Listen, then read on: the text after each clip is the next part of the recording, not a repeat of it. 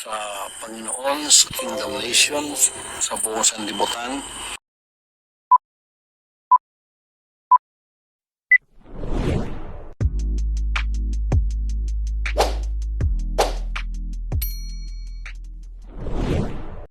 Welcome back sa aking YouTube channel. Para sa mga first time mo po nanonood, please click mo na yung Jervis TV Manila. Anyway guys, wala lang ba ito, libre lang. Tulong mo na lang din sa kapwa mo. Alright, thank you very much po. So topic natin po today's video.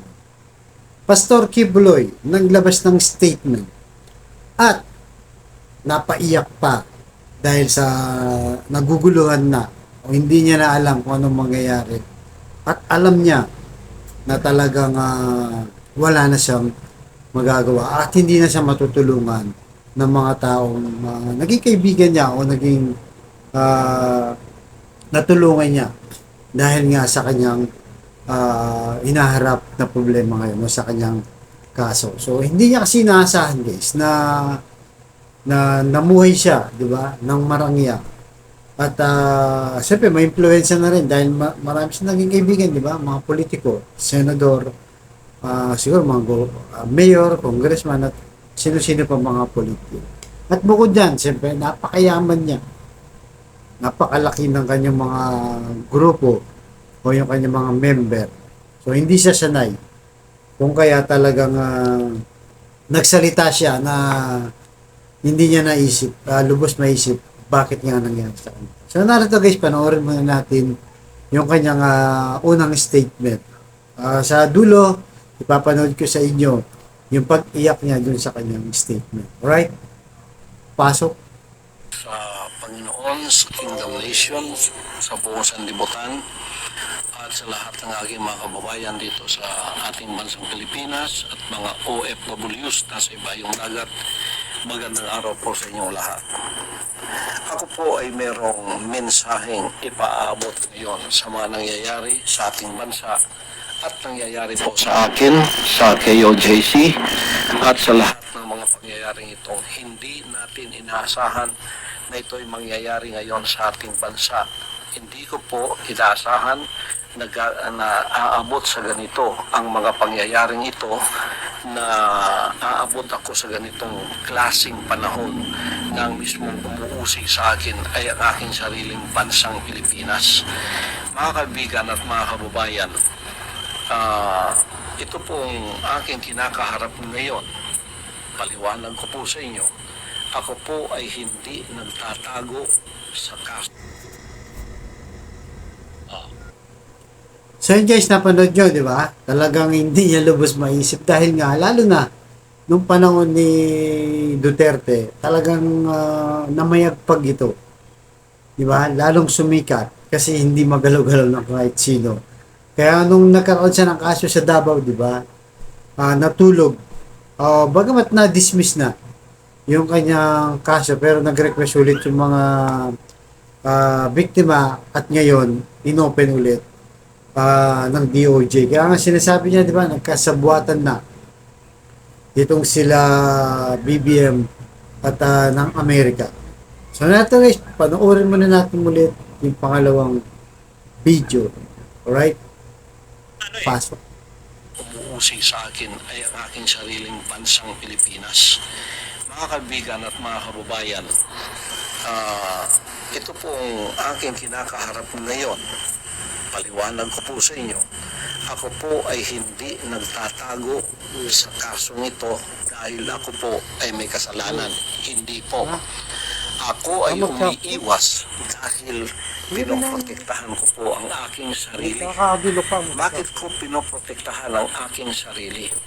Sapagkat ang lahat po ng nangyayaring ito sa kasong ito, na napakasimple lamang po ng kasong ito, simple case lang po ito, na 4 taon nang nakabinbin dyan sa DOJ. Pagkatapos ngayon ay pinuhay na naman nila. Pagkatapos ito ang ginagawa ngayon na sangkalan upang ako ay kanilang habulin.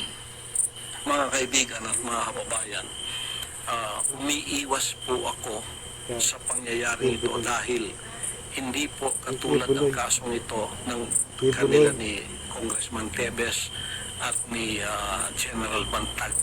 Hindi po. Si General Bantag at si Tebes ang kumakalaban po sa kanila ngayon at umahabol ay ang gobyerno lamang ng Pilipinas. Ang sa akin po ay complicated, sapagkat meron po akong ginawang kaso sa Amerika. Ang gumawa ng mga kasong ito ay yung pong mga magnanakaw dito sa bansang kaharian na nung sila'y nahuli, lumayas at naiwan ng kaso kasi mga abogado po yung dalawa doon. Pagkatapos iniwan nilang kasong ito na ginamit nila itong alias Amanda para ako po ay magkaroon ng kaso dito at dinamay pa yung 5 kong kasamahan na puro inosente. Pagkatapos po pupunta sila ng bansang Amerika ay gumawa na naman po ng kaso doon.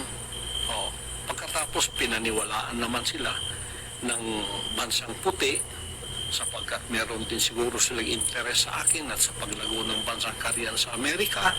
Kaya nagkasundot, nagkasabwat sila. Kaya nagkaroon po kami ng kaso sa Amerika. Hindi po namin gawa yun. Gawa po nila yun. Pagkatapos nito, hinarap po namin ang kasong yun sa Amerika. 43 counts. Kumuha kami ng 22 abogado doon. At hinarap ang kasong yun na meron na pong sagot ang lahat ng kanilang mga inakusa sa amin. Naghihintay na lang kami ng panahon kung kailan yun ang trial mangyayari. At 3 taon na nilang pinopostpone. At least ngayon po November 5 matutuloy na. Kaya sila po ay wala ng ingay doon sa Amerika sapagkat ito ay naharap na po ng aking mga abogado. Ngayon, naging complicated po ang aking sitwasyon dito sa bansang Pilipinas mulang nanalo si Bongbong Marcos at naging presidente siya. Pumunta siya ng bansang Amerika, nagbago na po ang ihip ng hangin kasi nung bumalik siya rito, kaibigan na niya ang bansang puting Amerika, kaibigan na po niya ang bansang ito at inopen na niya ang Pilipinas. Kaya nagkaroon tayo ng mga Amerikanong marami dito. Nandiyan na yung EDCA at hindi lamang po yun na naging open, pati po ako, ang kaso ko ay naging complicated dahil isinama na po sa sitwasyon na mga puting yan ay naririto at ako po ay hiningi na nila sa kamay ng rehimeng Marcos. Kaya noong December 21 o 22, nagkasundo na po yung dalawang yan. Ang rehimeng Marcos, si Marcos mismo, at ang FBI at CIA, nagkasundo na po na ako'y ibigay sa kanilang kamay. Ibigay ni Marcos ako sa kamay ng mga puti. At mula noon, under surveillance na po ako dito sa aking... Guys, napanood nyo, di ba? So, feeling niya kasi, itong si Pastor Kibuloy, na inaapi siya ng gobyerno ni Marcos at pati na rin daw yung puti o yung Amerika. Kasi yun ang lagi niyang sinasabi. Dahil nga kung tutuusin guys, alam naman natin na may kaso siya, di ba? Sa Amerika.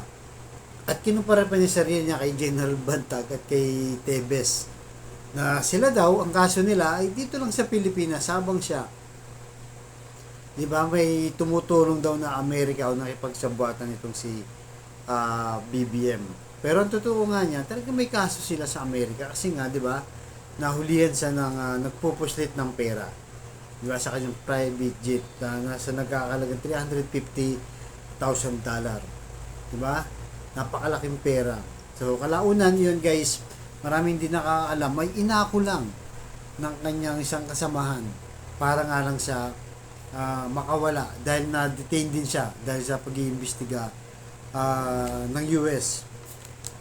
So, kumbaga kasi ang iniisip kasi ni Kibuloy ay pagka sumurrender siya dito sa Pilipinas, di ba yung mga 5 kasamahan niya nagano na guys, di ba? Sumuko na, nagkaroon ng warrant of arrest tapos pumunta sa DOJ, pero kalaunan nakapagpiyansa sila at ngayon nakalabas na. Tanging bukod na lang tanging itong si Kibuloy ang hindi sumusurrender sa DOJ para nga harapin yung kaso at magpiyansa siya. Ang problema nga niya kasi, pag nagpiyansa siya guys, hindi na siya makakawala at talagang makukulong na siya. Siyempre, pagka nagpiyansa siya sa DOJ, unang-una ang pinakaayaw niya yung pagpipiestahan siya ng media at ng taong bayan. Kasi sigurado naman yun kasi high profile siya, di ba? At bukod dun dahil sa tagal nang hindi nagpapakita, talagang dudumugin yan. Di ba? Pagdating sa DOJ, pagka nagpiyansa na siya guys, pwede siyang i-turnover sa Senado dahil may warrant of arrest doon at saka sa Kongreso. So, kumbaga, habang dinididing ang kaso niya, talagang madidetain siya, makukulong siya. Yun ang hindi matanggap ni Kibuloy. At bukod dyan, meron pang nalalapit, di ba? Na extradition na treaty o ipapadala siya doon sa US dahil may kaso nga din siya. Dahil may treaty tayo dyan, US tsaka ng Philippines. So talagang hindi niya lubos maisip dahil nga napakahirap, di ba, ng kanyang sitwasyon at talagang pinapakita niya na ayaw niya respetuhin kahit anumang batas. Hindi siya nagpapakita, feeling niya above the law siya. Di ba? Yung mga nag-aakusa sa kanya na di umano, hindi niya hinaharap. Sinasabi niya sinungaling sila pero hindi naman niya hinaharap. Di ba? Kaya nga talaga makita natin dito na itong si Kibuloy, baka sa tingin niya si Duterte pa rin ang nakaupo. Kasi noong panahon talaga ni Duterte guys na mayagpag at talagang hindi ito nagagalaw. Kahit anong gawin niya, napaka yabang niya, napaka-humble niya kasi nga alam niya malakas ang kapit niya kay Duterte at walang pwedeng sumita sa kanya at hindi niya akalain na aabot siya sa ganitong punto. Kaya nga itong last video guys, dito na siya napaiyak. Dahil siguro wala na siyang magawa guys, wala na siyang magawa. So narito guys, panoorin muna natin yung kanyang huling video na kung saan umiyak na. Di ba? Dati ang tapang-tapang nito, di ba? Dali niyo ako sa korte. Ayoko dyan sa Senado, moro-moro lang yan. Di ba? Sabi niya ganun. So ngayon, nandiyan na sa korte, hindi pa rin siya umarap. Narito guys, panoorin muna natin yung pag-iyak ni Pastor Kibuloy. Pasok.